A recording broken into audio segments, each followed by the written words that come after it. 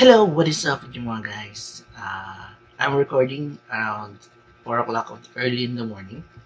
So medyo uh, hinaan ko lang muna ang boses ko, din may natutulog pa.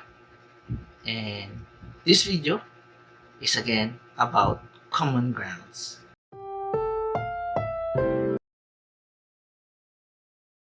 Yan. So una muna,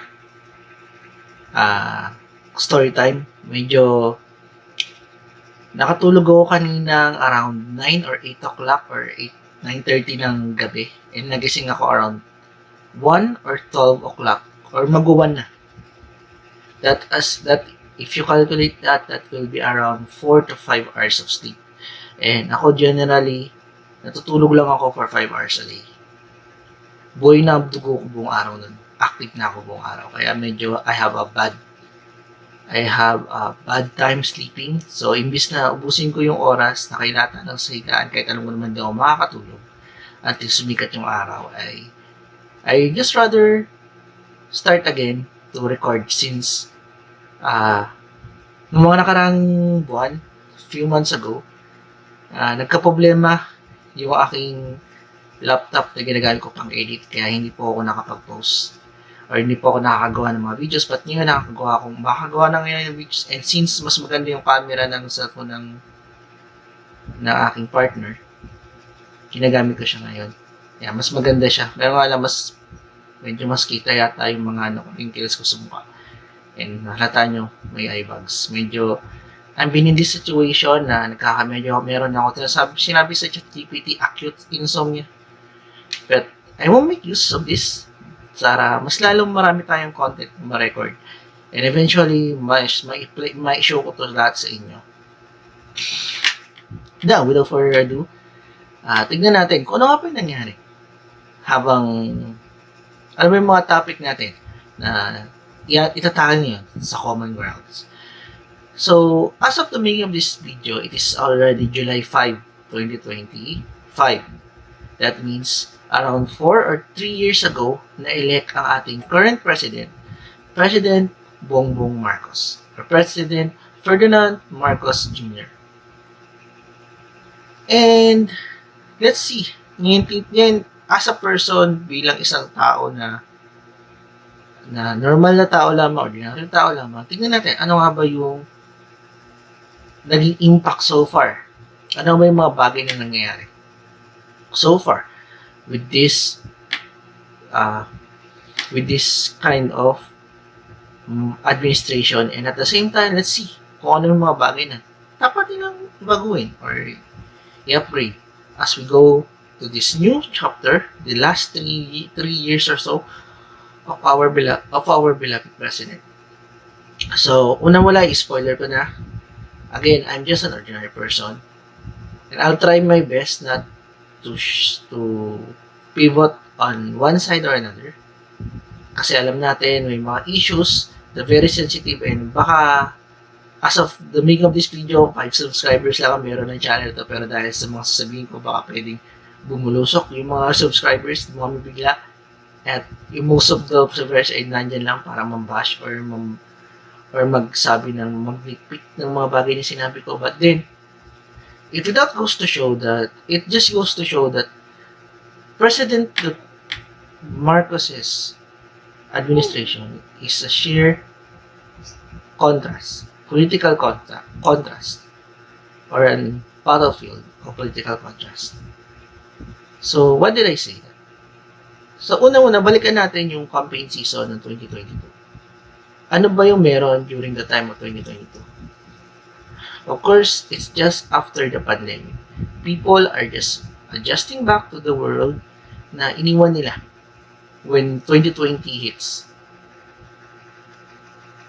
And during the pandemic, explosion of media, information, disinformation, misinformation, whatever you call it, naging widespread ang paggamit ng internet. I think in a good note pandemic or the COVID-19 pandemic, you can footnote it on the Philippine history as that era or that time na napakadaming pagbabago in the mindset of Filipinos when it comes to use of information, and the use of the current technology. As a reminder lang po, during 2020 ay hindi po tayo sa atin masyadong high-tech ang paggamit ng online shopping. Then 2022, after the pandemic, all of the sudden, pag may gustong makakalamihan ng mga Gen Zs, Gen Alphas, gumagamit na ng TikTok Shop, gumagamit ng Lazada, Shopee. And being a delivery man or delivery courier for these platforms become normalized at the time that the elections came. Nagbago bigla ang mindset natin when it comes to technology.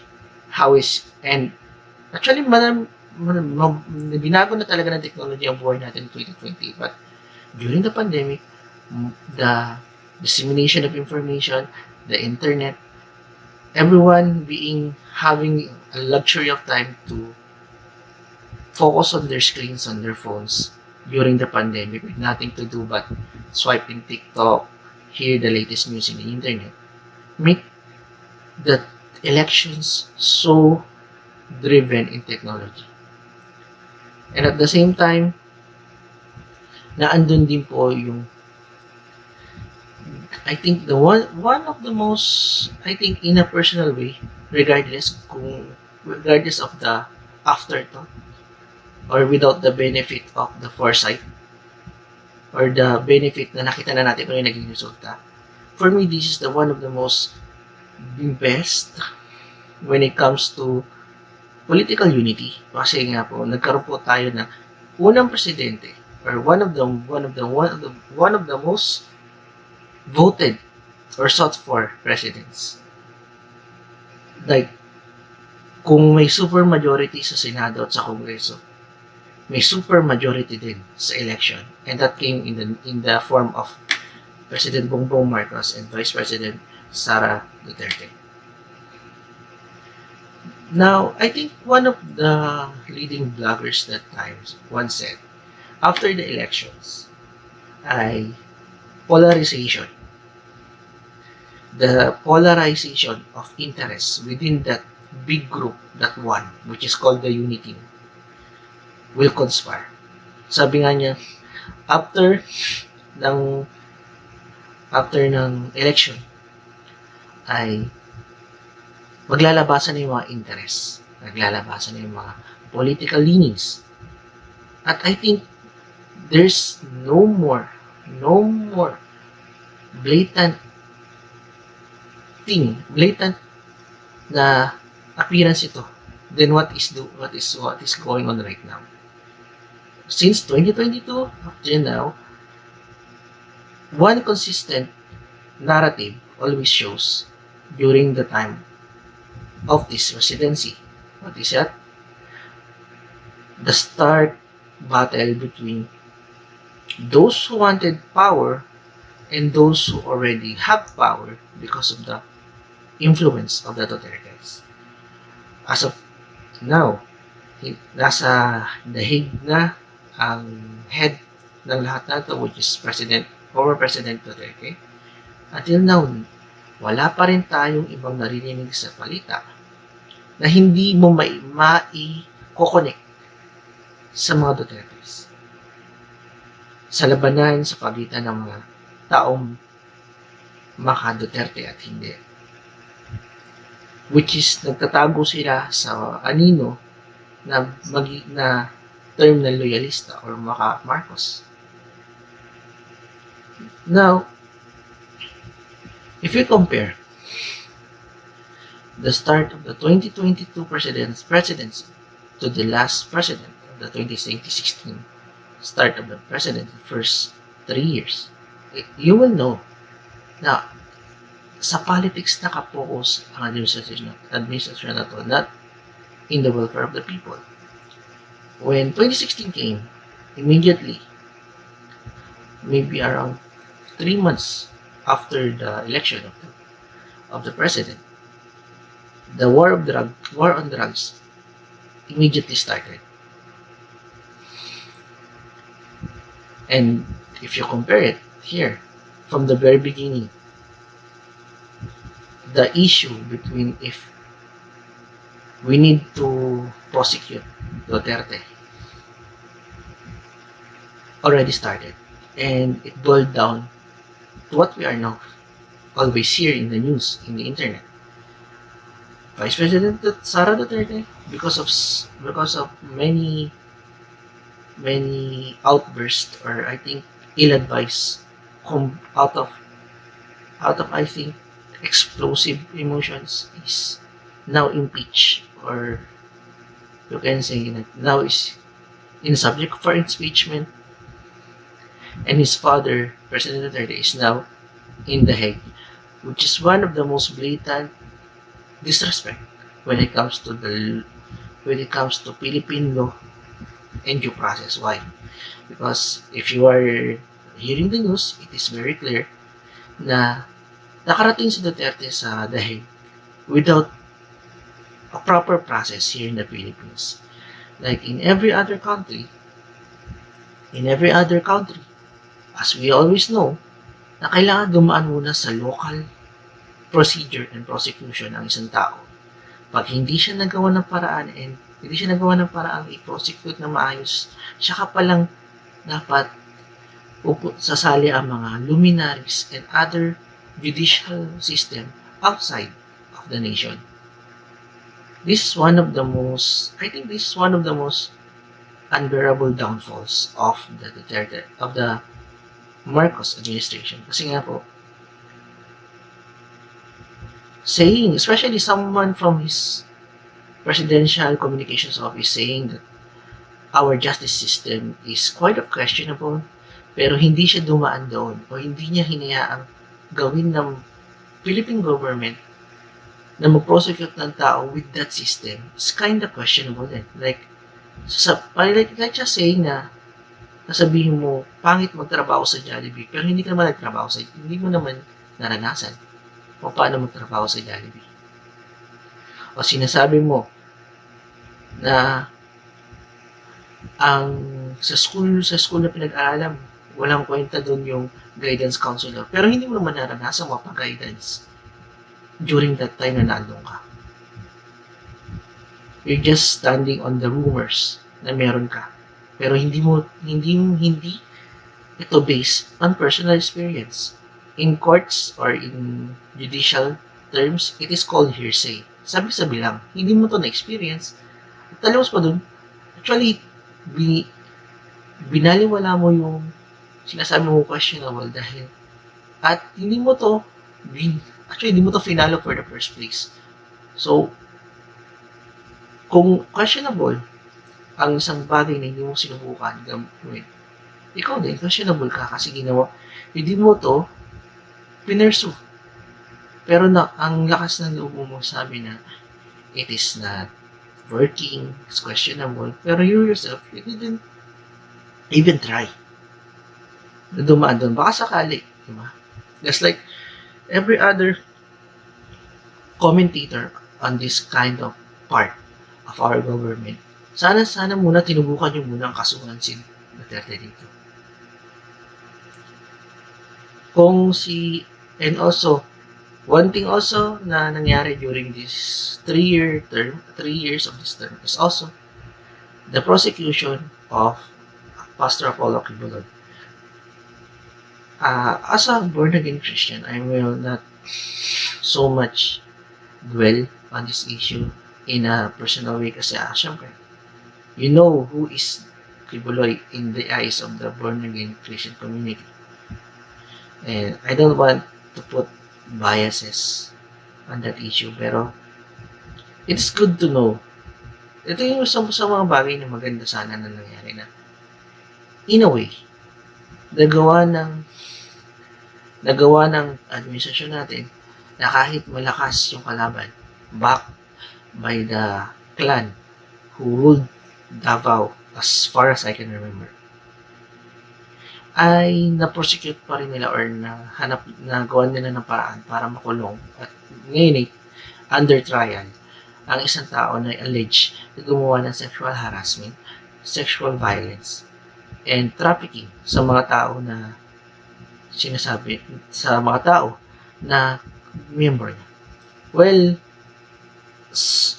you can search many people, bloggers, content creators that will tell to you that the evidence is insurmountable. But until the courts put a decision, let's put Kibuloy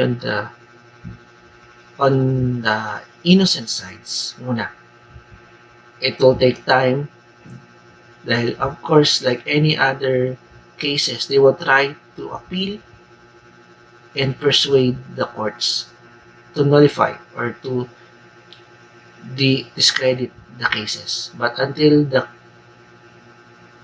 it's proven,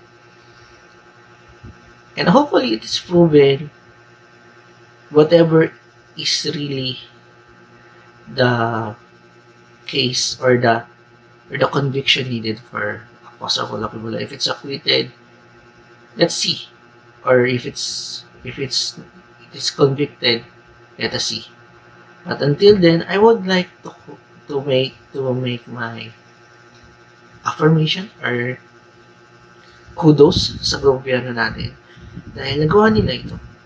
Isang tao na matagal nang inaakusahan or matagal nang may nagrereklamo ay nagawa nila ng paraan para prosecute. Para ngayon nasa kamay na siya ng batas. Which is sana nagawa din nila kung talaga naniniwala silang may laban sila sa mga Dutertes. Which is also one of the most I think one of the most what do you call this? How can I explain this? One of the most infamous things that now is the government going after now, which is they try to curtail information.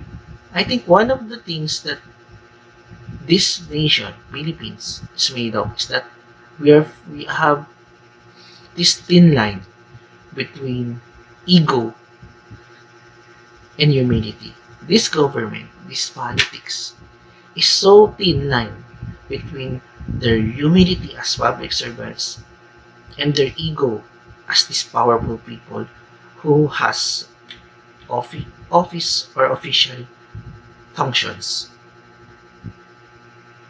Many bloggers, content creators right now is being sued right and left, front, back, and center because of the things that this administration alleged they are doing, which is called information or disinformation dissemination. Just kind of strange kasi kung talagang nag-iisipin mo lang, hihimayin mo ang mga sinasabi nila. Actually, kahit hindi mo na himayin, common sense na lang. Most of them is out of just propaganda. They just talking nonsense. Or kahit hatang-hata mo na, hindi mo kailangan masyadong isipin ng napaka-tindi. Pero makikita mo na ginagawa nilang uto-uto ang Pilipino, parang hindi nag-iisip. For example, alam natin na sobrang biglaan ang pagkakakulong ni President Duterte, for example. Not that I sided with them, pero ito, example. Pero pinalalabas nila na parang hindi ito scripted, hindi ito ginawa out of political whims, but it is just part of this, what they call bringing justice to the people who suffered extrajudicial killings or EJK. Which is weird, kasi nga, ang mga taong naghahanap ng justice sa pagkapatay ng mga drug addicts na kamag-anak nila or alleged drug addicts na kamag-anak nila at yung mga nadamay sa EJK, lahat ng ito dapat dito nila pinosecute kasi naandito sila. Hindi naman pupunta yung kaso ng mga EJK victims sa international courts. Dito pa rin yan ipaprosecute. And it's just hard and in a common sense, it's really hard to see na an 80-year-old, isang taong 80 years old, very poor health na actually, is there suffering and Alam naman natin, ang mga matatanda, marami yung mga biases, marami yung mga bagay na nasasabi natin sobrang hirap ayusin. Like, as of some reports, may mga nagsasabi na na-miss niya yung Filipino way of cooking. May yung lamig sa dahig sa Netherlands, hindi niya kinakaya. And right now, as of the moment, the last update is they are petitioning for temporary release, which is sobra namang hinahype ng mga tao as sana wag kasi for the sake of those victims. Pero which is kung tutusin, kung we're after the welfare of the victims, dapat sana from the beginning dito sila sa courts, even kung gusto na diretso sa Supreme Court as a landmark case. Sana. Para mapatunayan kung may sala o wala ang matandang Duterte. But now, here we are. I think matatapos na lang ang termino ni Duterte, ni Marcos. Hindi pa ito matatapos, actually. This political turmoil of erasing the Duterte in politics. Ngayon, nung nakaraan, si President Duterte, ngayon, the impeachment of VP Sara, maybe soon. The other Dutertes that are in power or currently having authority or power designation may been or will be the next target for this administration unless President BBM will say something out of this. And this will make us go back to one of the things na sinasabi ng mga detractors or critics ng current administration, which is BBM. Most of these issues, BBM is weak. What do you mean? I think it's also a fault na kino-compare kasi siya most of the time current presidents will be compared to the previous ones. And President Duterte is a stark man who took things on his own hands, as we say. At pagkaupo ni President Duterte, former President Duterte, I mean, agad-agad, the fight against drugs could go. As early as na-appoint si Bato, or yung former PNP chief, bawal si Bato, agad-agad, war against drugs. But BBM, sabi nga ng ibang critics niya or detractors niya, sobrang bait na parang naaabuso na siya. Which is one of the traits na unbecoming of a president, kasi minsan kailangan mo ding kumuha ng affirmative action or yung actions out of your desire to lead. Right now, most of the issues are being cared off by the presidential communication survey, which is also contrasting with his narrative. Kasi narrative ni President Bongbong Marcos ngayon is he don't want any conflict with anyone. But if you see the news, the headlines, from people who are in power up to the very bloggers na basta kumontra ka sa narrative na gusto nila, atakihin ka nila. And right now, many people, a couple of vloggers are now being filed again or being questioned again because their political leanings or their comments is not in line with the political leanings of the people who is in power right now, which is kind of sad. Kasi maganda sana kung maging affirmative action type si Bongbong ngayon. Kasi nga, very, very sad lang na si Bongbong Marcos ngayon is more on just on the sidelines. Let the fire just go. And he will speak now and then, but hindi siya yung tao na parang siya yung tao na sa gulo, aawat siya. Pero pag yung nag-aaway, nagkabanggaan ulit, hindi na siya tutulong. hihintayin niya na utusan siya ulit. Yung una, kusa siyang ng tao dito, yung simula, nang awat siya. Kusa. Pero pag nag-away sila, pagtalikod niya, hihintayin niya muna na may mag-utos sa kanya bago niya awatin. I think that's the personality that I see on our president so far. And because of this, pupunta tayo sa mga major headlines ng kanyang presidency, which is the whole Philippines, not the world, the whole Philippines is shocked when corruption became prevalent in his era. I think one of the legacies na will tarnish the president's current status in the histories is the stark and the lantaran, in-your-face corruption within the Philippine system.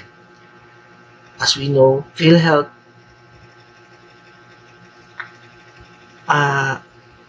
an agency of the government, which is by law, shouldn't have been term na di dapat pinakailaman ng any sangay ng gobyerno is now then suddenly being cut of its spending, which is nung nagkaroon ng oral arguments sa Supreme Court, napatunayan na the PhilHealth is already almost bankrupt with a soaring deficit. But despite of that, tinanggalan pa din ng pondo. And of course, not to mention the highlight of corruption in the Philippines in this time, in this administration, the budget for the 2025 fiscal year has been bamboozled or yung tawag binaboy. During the bicameral committee, fix na siya. Meron na siyang amounts, naka-designate niya ako saan pupunta. But all of the sudden, paglabas ng bicameral, ang daming pondo ang napunta sa quote-unquote unnamed projects. Which is eventually, during the 2025 election, allegedly, or actually, kahit allegedly, halata naman na napunta sa campaign funds. How? Pinalamutak bilang ayuda. And I think this is one of also the grossest way to say that this is the one of the grossest proofs to say that this administration so far is downright crazy and downright very lazy. Sobrang tamad na administrasyon na ito. Why? Every time na lang na mapupunta ka sa isa sa mga posts sa Facebook ng mga politiko mo at ang nakikita mo lang sa kanila ay yung mga post nila na namimigay sila ng ayuda, that is the sign na sobrang nilang tamad mag-isip kung ano ang mas makakabuti sa iyo. Na ang solusyon na lang nila ay magbigay ng 5,000 na may kickback. Then bahala ka na sa buhay mo. Yan. Para sa mga taon na nakikinabang sa ayuda at hindi maintindihan kung bakit mali yun. Example na lang. Binigyan kita ng 5,000. Mula sa isang posisyon na wala naman dapat sariling pondo, like the Congress. Ang mga congressman na hindi dapat nakakahawak ng pera. They shouldn't have any funds to begin with. Isasakto ko sa botohan sa eleksyon. And then, hindi nagbabago yung opportunities na meron ka. Tambay ka pa rin. Palamunin ka pa rin. Nahihirapan ka mag-apply.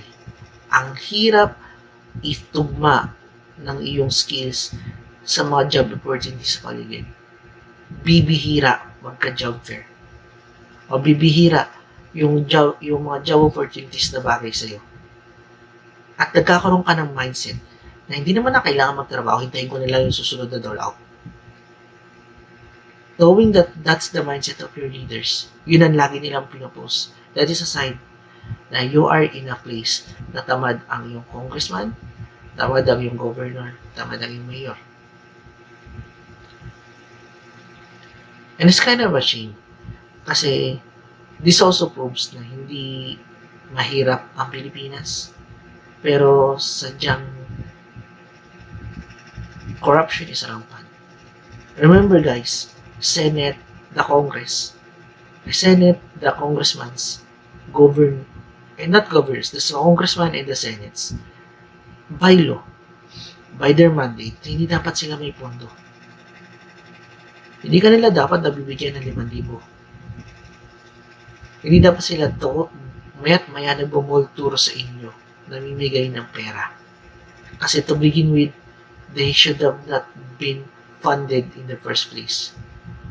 Ang role nila, gumawa ng batas. Tignan kung anong batas ang pwedeng baguhin at pasuhin. At kung aling mga batas ang hindi na dapat batas ngayon. Like, alam nyo ba, pwede kang makulong ng walang piyansa for just stealing 2 coconuts. 2 buko. Because that is of an old law that they didn't even try to change. Imbes nagpapalakas sila sa inyo, inatamad by giving out ayuda. Not giving you more opportunities, more infrastructure, more things that can hype up investing so you can have more jobs. Instead, they are focusing on giving you money so that you will just be fine. Pero yung pera na yun, after mo ma-spend, wala na. Tapos na. Yun na yun. Maghihintay ka na naman ng susunod ng dole out. For what? In exchange, your votes. Which is, yun yung maganda. Hindi naman talaga siya nagresulta sa pagkapanalo ng mga to. Kundi yun pa nga yung nagpasama sa kanila. Which is clear in the last election. The result of the last elections. And now, ito yung mga bagay na nangyari during BBM's watch na hindi na, which is sayang, sana nagkaroon siya ng mas affirmative or mas yung aggressive approach. Pero since mabait nga masyado ang ating presidente, and even just the thought na most of the things na ginagawa ng PCO, most na ginagawa ng current administration ay hindi in line for what is the president is saying. The narrative is strike contrast. This is one thing na I think one of the tarnishing of his legacy. And because of that, many laws or many regulations has passed. That is not really important. And that's when we go with the overall view of this administration. Marami tayong pinagpupukusan na hindi naman kailangan. We focus on fake news. Kahit wala silang masabing o di na may specific cause ang fake news. Most of the time, kung nakikita nyo yung dating Tricom, Quadcom, mga kanilang mga press conference, most of the time, masasabi mo, para silang mga umiiyak kasi naagawan ng candy. Or naagawan kasi umiiyak, nagsusumbong kasi sinasabihan silang pangit na mga kalaro nila. Also, one of the things din is yun nga, napako tayo sa Duterte, sa The Hague, sa impeachment case, and they buried the most important issues like what happened to the funds? Sino mananagot sa nangyaring pagbababoy sa 2025 budget? Nasaan na? Asan na yung mga funds ng PhilHealth na sinasabi nilang hindi naman pala dapat binawasa kasi lubog na nga sa utang. And Sana mabago ito during the last 3 years of President Duterte. President BBM, sorry, rather. But in the end of the day, most of the things na nangyayari in our current or the current meta sa ating government is not looking good. It's like they're just focused on the drama, on highlighting each of one's names, enforcing power kahit hindi naman talaga kailangan, while disregarding things. For example, because of the budget cuts, the subway, an underground railway system, has been suspended or being slowed down because of lack of funds. Imagine, sa lakas ng traffic sa EDSA, sa taas ng traffic sa kamay nila, that subway should have been a great improvement when it comes to our travel and transportation. But they just focus on giving rollouts. They just giving ayuda. Na eventually, di naman nag-pay off kasi most of those people na namimigay na ayuda ay natalo ng last election. Only those really few survive. And also,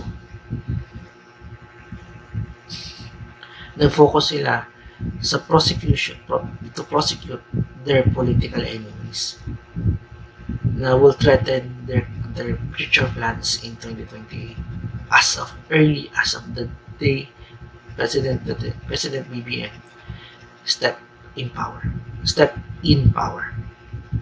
which is kind of sad. Also, if you are a Caviteño like me who lives in Cavite, maaaring nababanggit narinig nyo yung mga hype sa LRT Line 1, Zapote, Bacoor extension. But sadly enough, tuwing nakikita kayo, kind of sad. Kasi alam ko namang malayo pa yun. Di nga napupuntahan ngayon ng mga important projects dahil sa nangyari sa 2025 budget. But then, ito sila, hinahype nila ang LRT Line 1 extension, which is, I think, so far next year pa. According to what ChatGPT said to me and some more reliant people said to me, sinubukan nilang magpa-hype by adding 200 pesos in our last salary, which is, hindi naman nangyari, invest 50 pesos for Manila. And I will not dwell on that topic yet. That's for another day.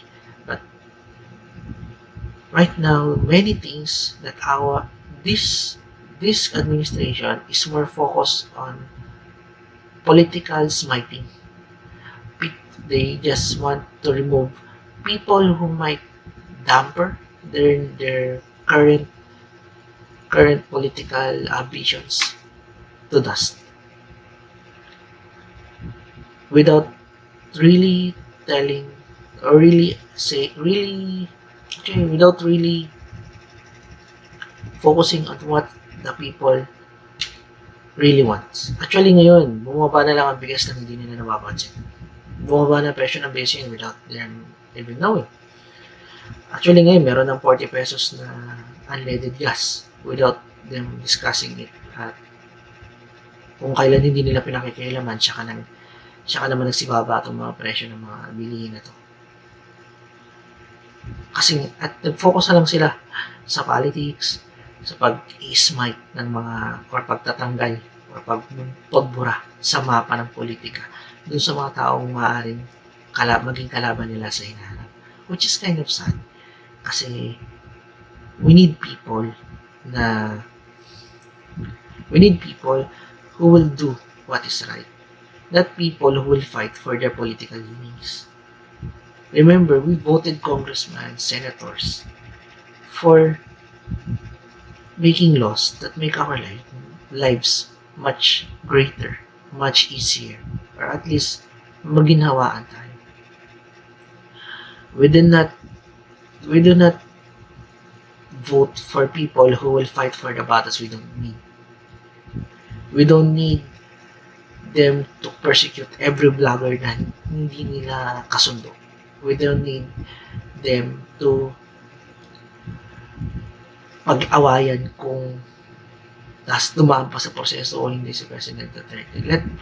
Let former President Duterte just live peacefully sana. He's retired. I think so far, correct me if I'm wrong, and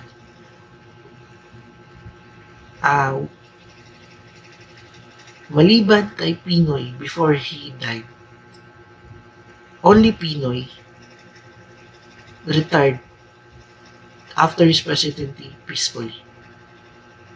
Would you imagine that? Since the time I was born, which is around the time of the transition from Fidel Ramos to President Joseph Estrada, or former President Joseph Estrada, I never have seen any president who retired from their presidency peacefully. Joseph Estrada, muntik-muntik ma-impeach. Si Arroyo, na-house arrest. Pinoy died peacefully. Duterte is now in The Hague. And most likely, since they are just smidge concerned only for the political leanings, I bet that after President Marcos stepped down, they would persecute him also. And sana wag. Mag-focus ang government natin, future governments and present government alike, sa kung paano nila matutulungan ng taong bayan bukod sa pagbibigay ng ayuda na hindi naman natin kailangan. Kailangan natin trabaho. Kailangan natin mababang bilihin. Ang kailangan natin labanan ng inflation. Or at least ma-trickle down yung inflation. And also, I think one of the remarks that I want to say after 3 more years is BBM can step down peacefully, live his life peacefully, out of the grid, like Pinoy did. Kasi that means they didn't focus on politics anymore, or they not focus on politics majority of their time in office, but they focus on helping the Filipino people, like what Duterte did.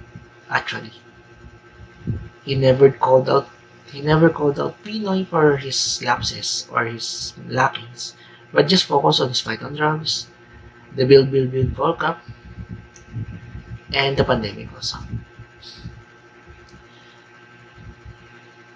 In conclusion, BBM is kind of a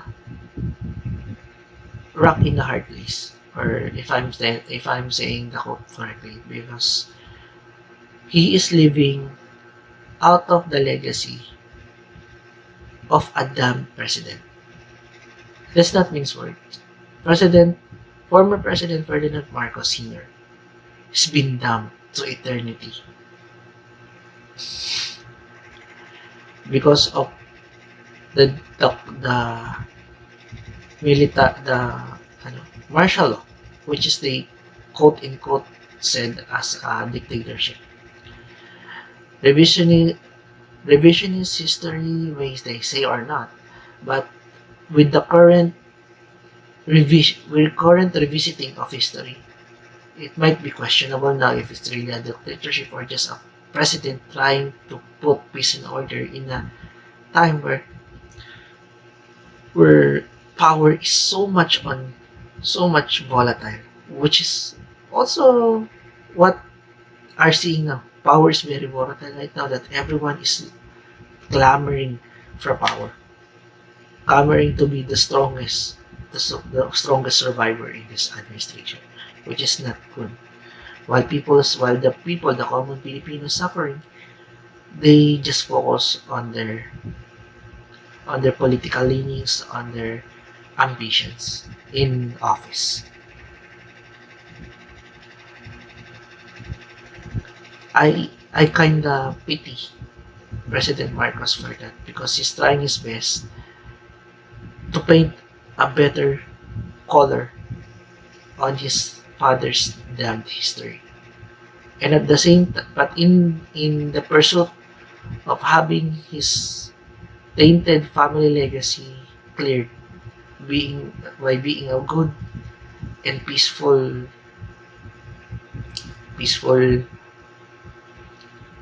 president is also lived or became president after a strongman president. President Former President Duterte is a strongman president because no one can pursue a battle against drugs if you're not a strongman president. And I kind of pity also BBM for that because right now, during the last administration, everyone who wanted to go corrupt, I can say, natigilan sila. Napigilan sila kasi nga strongman yung nasa posisyon. Mahirap banggain si President Duterte during his power, which is term, and his office in power. But ngayon, more a softer president, everyone is just on steroids, on corruption in steroids, or power hungry in steroids now. So hopefully, after a few setbacks, eventually I hope and I'm gladly hoping that maybe someday they hit hard on their head and realize that they are not there for their political leanings. They're not there because of their power. They're there because they are voted by the Filipinos. And I think the 2025 election is a stark representation of it. People who relied on ayuda, on giving up dole outs, instead of doing their jobs, focusing on the impeachment or in that shameful arrest of an 80-year-old man without due process in his own country, resulted for them being not elected during the elections. And hopefully, in the following years, they may grow tired na sa mga bagay na ginagawa nila. Let them be tired of this nonsense pursuance of things that they think it's valuable but actually it's not. And as a Filipino, as a person who lives here, the one thing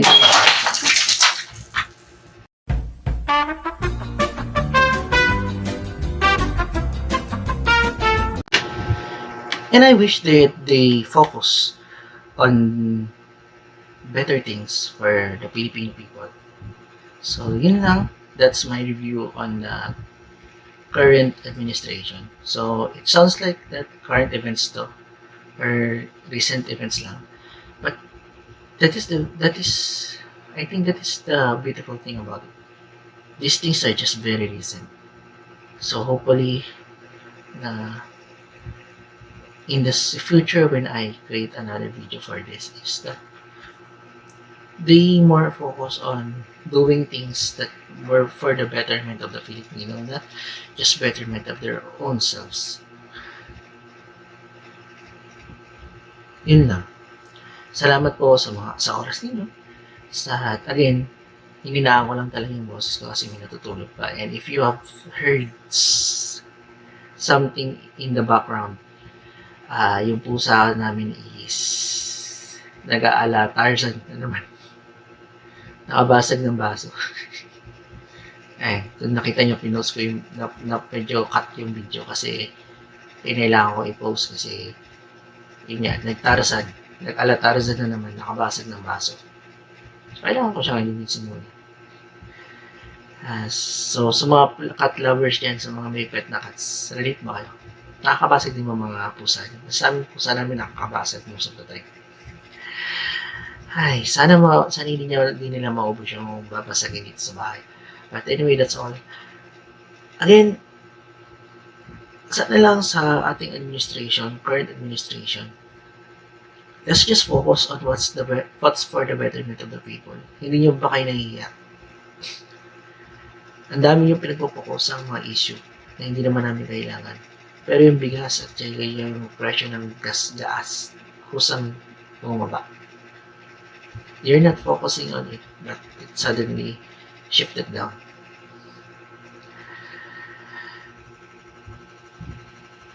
We don't, again, for our leaders, we don't want you to fight for the battles we don't need. We don't need you. We don't need this drama. We don't need this nonsense. We want you to legislate and find ways to betterment the Filipino people.